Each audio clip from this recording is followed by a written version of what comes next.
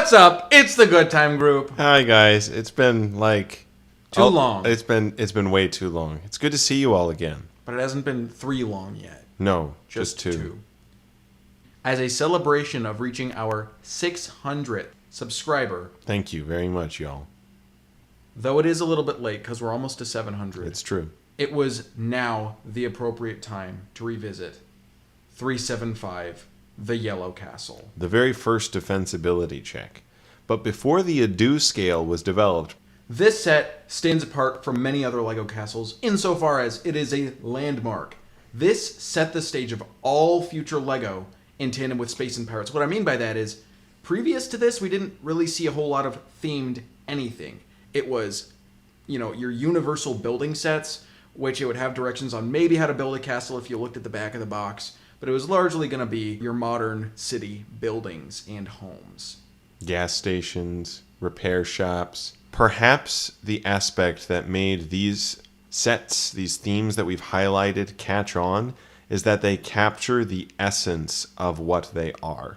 This captures the essence of Castle, just as early pirates captured the essence, the feel, the aura of pirates, and Space captured the imagination. As you had mentioned at one point in discussion, this brings to mind every vision and every possible phantom of what a European castle would look like. Looking at these towers, it almost feels like we've seen these in perhaps various portraits. One comes to mind especially of St. George, with a medieval cityscape in the background. Certainly. The towers look extremely Italian in particular, but really, you cannot peg it down to any one nation. It looks English. It looks Spanish. It looks German. It looks French. It looks Danish. If you were to say the words medieval Europe, this is what comes to mind. Down to the helmets, the swords, the halberds.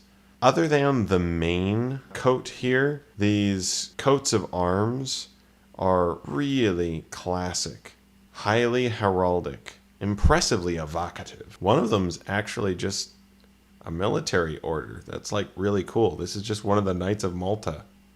That's pretty awesome. Yeah, and it's a shame that that's the one shield that unfortunately was axed. I guess you could say pun intended for the 90th anniversary castle. Pretty intentional avoidance of Christian symbolism. An erasure of the most important foundation for that European stereotype, that European vision, the essence of castle that they were going for. More than just a castle, more than just a defensibility check, this defines what LEGO Castle is. So without further ado, let's dive in! Accessibility. There are neither ladders nor stairs, except there's a little step.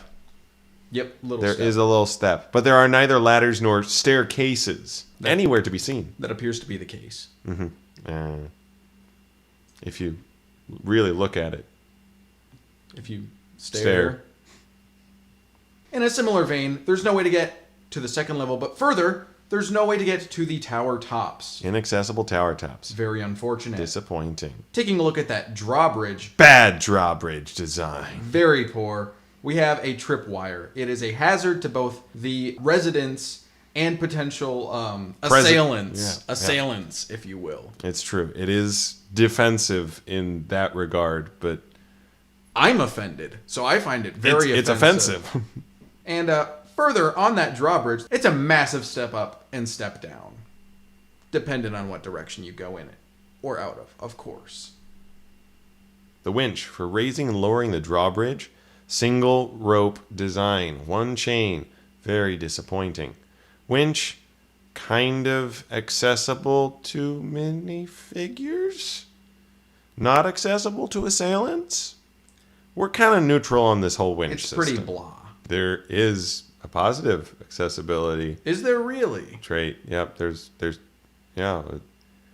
a doorstop. A doorstop, like those little rubber triangles that you wedge exactly, except painfully underneath doors. This one is a 1 and approximately 1/4 foot high block of the stone that the castle is made out of, and you pick it up and put it in front of your gates.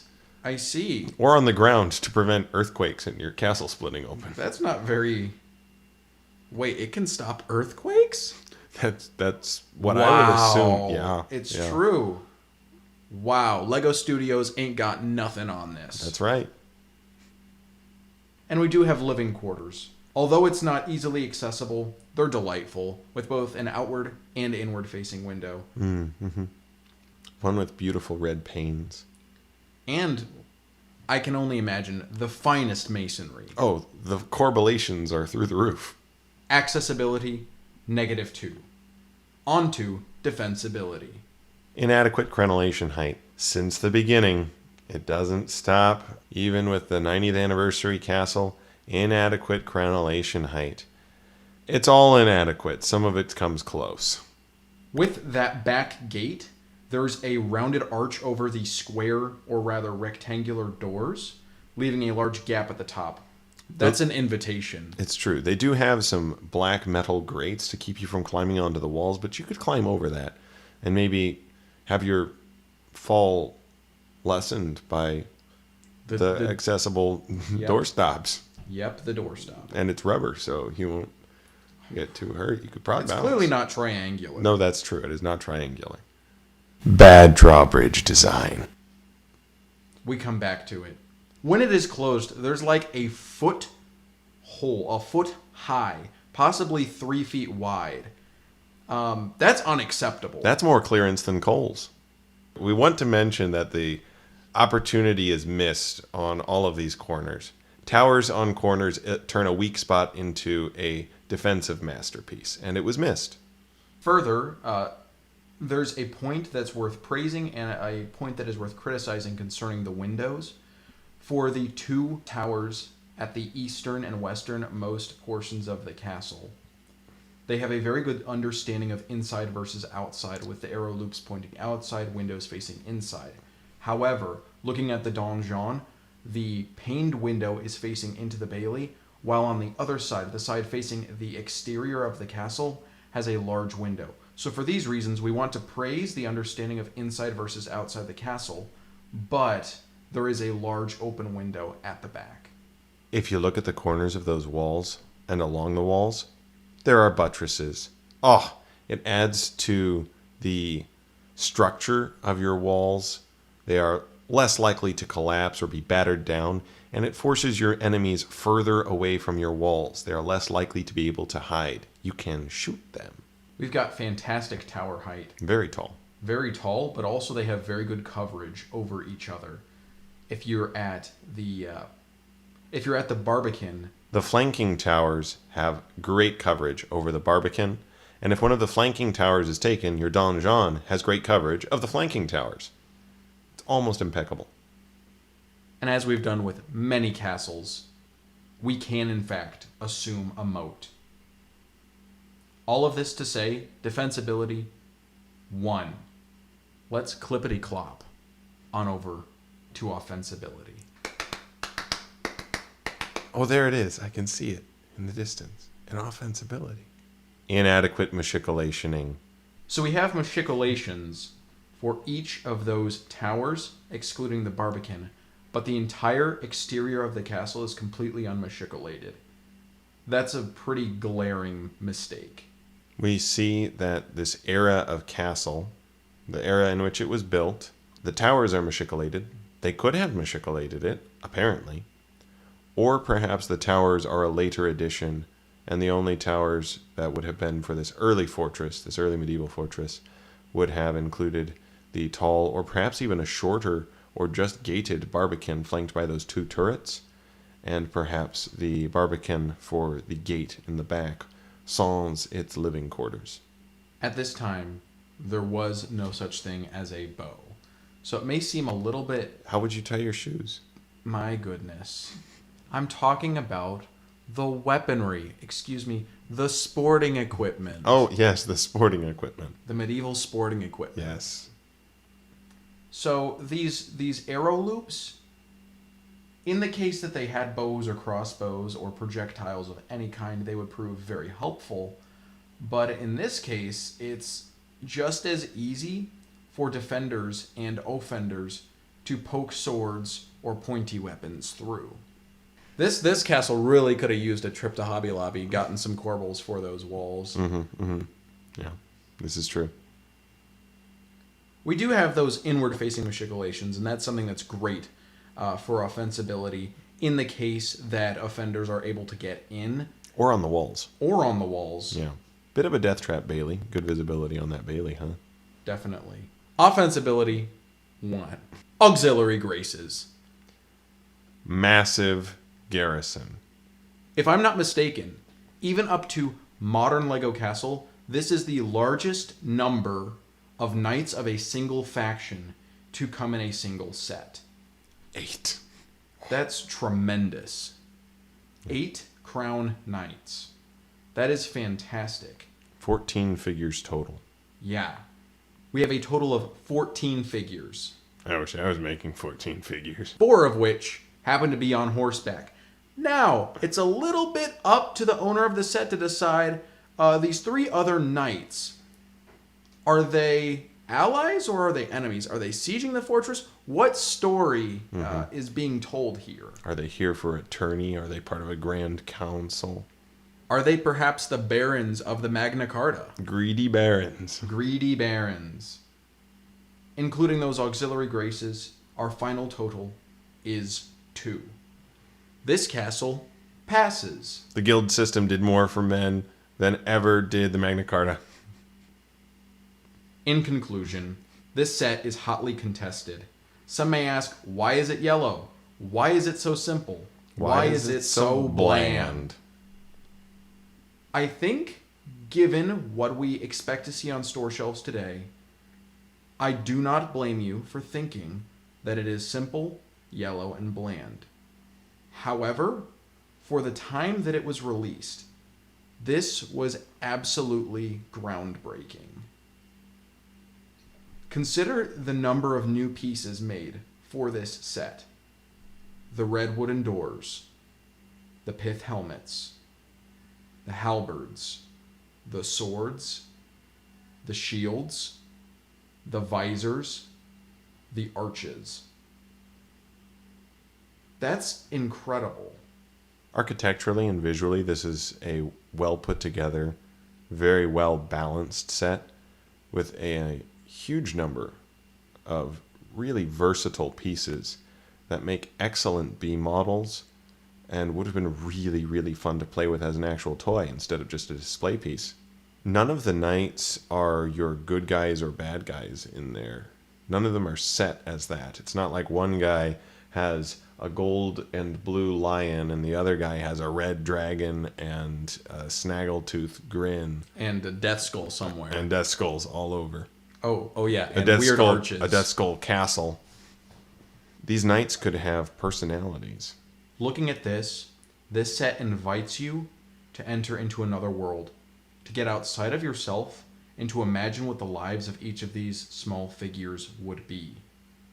It gave you the freedom to imagine, completely unconfined by the stories that might be hinted at in magazines, instruction booklets, catalogs. All of these characters were yet to be invented. It was up to you to decide. It has been said that this is the trash castle. I think some of the criticisms are fair. To tap into the wisdom of G.K. Chesterton, a revolutionary is often right about what is wrong, but wrong about what is right. And I think calling this a trash castle falls in that category. If we were to compare this to perhaps the Ford Model T, we might look at it a little bit differently. Despite the fact that the Ford Model T is no longer frequently seen on the roads, I don't think we should ever go so far as to call it a trash car.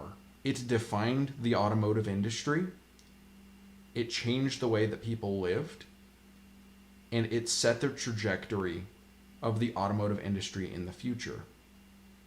In much the same way, this castle, while simple, set the stage for all future castles and the innovations thereof.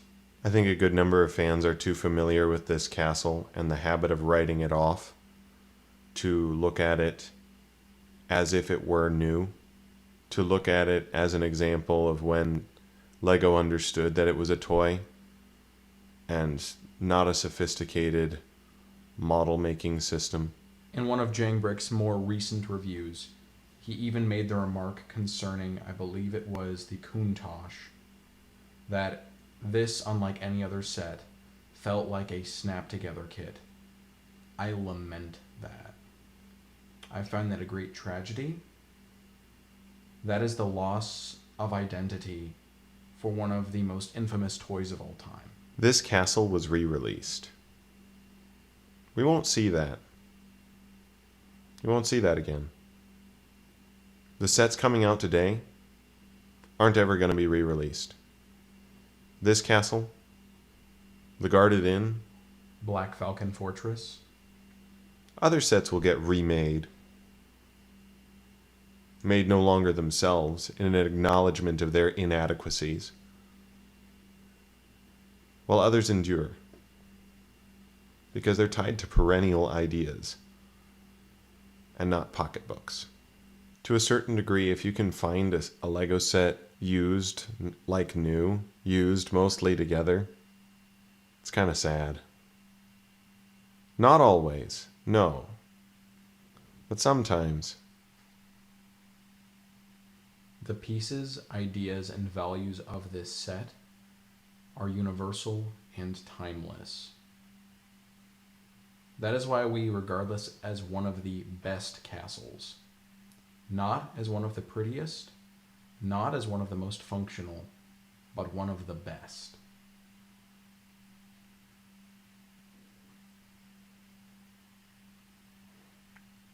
Ohana means family. This is my family. It's yellow and simple and bland, but good. Yeah, still good. Hanging on by a single stitch.